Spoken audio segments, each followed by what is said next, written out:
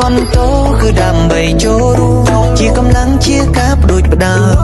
អ្នកទុំនាងខ្ពងរៀបទុនលេអ្នកនៅឆ្នេរគុំចាំរារេថ្ងៃនេះជាគំរូថ្ងៃស្អែកជាចំណែកជាសរសៃសសសាវតាខ្មែរបានល្បីល្អជាចំណែកយើងចងចាំថាយើងជាម្ចាស់ជាតិយើងពួតដៃរាំងសាខ្ញុំនាងលោកនាងអស្ចារ្យស្មោះត្រង់ថា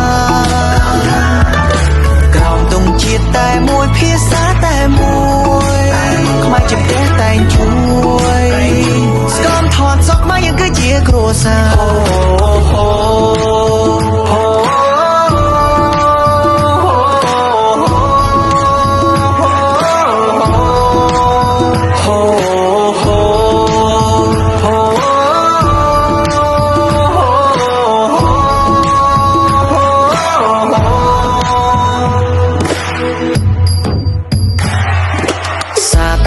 ខ្ញុំកម្ពុជាទូឃ្លៀតឃ្លាផ្ញើចិនជួបជុំ